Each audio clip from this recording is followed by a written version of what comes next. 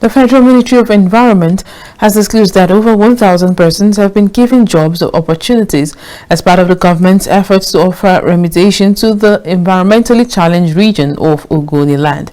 The Minister of State for Environment, Sharon Ikazo, made this known in Abuja on Monday during the ministerial press briefing on the environment sector and priority areas of the Ministry of Environment. Our correspondent, Benedict Ugo, has more on this report as presented from our studios. The Minister of State for Environment, Sharon Ikazo, at the press briefing in Abuja on Monday, disclosed the ministry's priority areas of focus in 2022 and some of its achievements so far.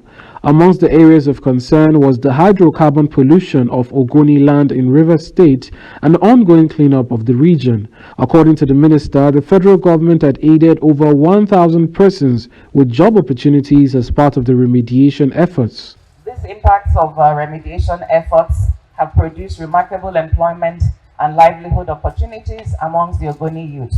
So far, a total of 1,337 persons have been trained, employed, and earn income to support their livelihood. Under the Livelihood Support Program, this is part of UNEP's recommendation. The women and youth have been trained in agribusiness, but also artisanal refiners and other youths are being given the opportunity to develop and expand existing skills and acquire new skill sets to build their capacity and employment. In this regard, in December 2021, 5,000 needs assessment forms were distributed to 5,000 youths for us to capture the choice skill sets that they want. And these needs assessment forms are targeted at the artisanal refiners in Ogoni land for us to give them alternative livelihoods. Ikazo also drew attention to Climate Change Act, which passed in 2021, which had equipped the ministry with the framework to tackling the worldwide problem. The second priority area that the ministry is focusing on this year is climate change.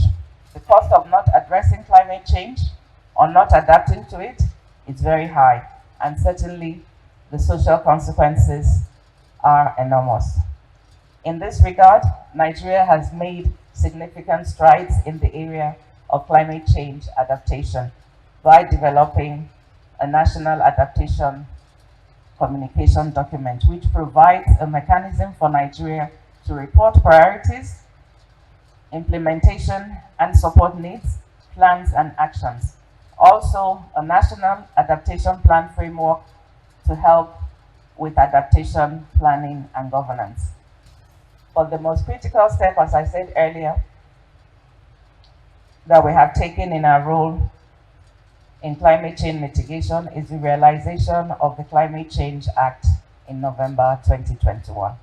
The Act provides for the establishment of the National Council on Climate Change, which will have the powers of policymaking and decisions on all matters related to climate change in Nigeria.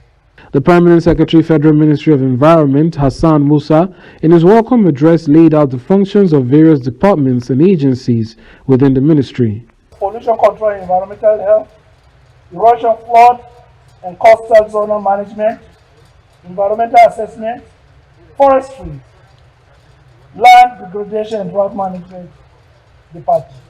Under the agencies, we have the National Park Services, Forest Research Institute of Nigeria, Ibadan, National Oil Spill Detection and Response Agency, NOSDRA, National Environmental Standard Regulatory and Enforcement Agency, NETWA, Environmental Health Officers Registration Council of Nigeria, is called National Agency for the Great Green Wall Program. The Ministry of Environment listed its achievements in key areas and announced the focus for the year, which include erosion and flood control, circular economy, waste management and pollution control, conservation, ocean, afforestation, desertification, wildlife, and the aforementioned climate change and Ogoni land cleanup.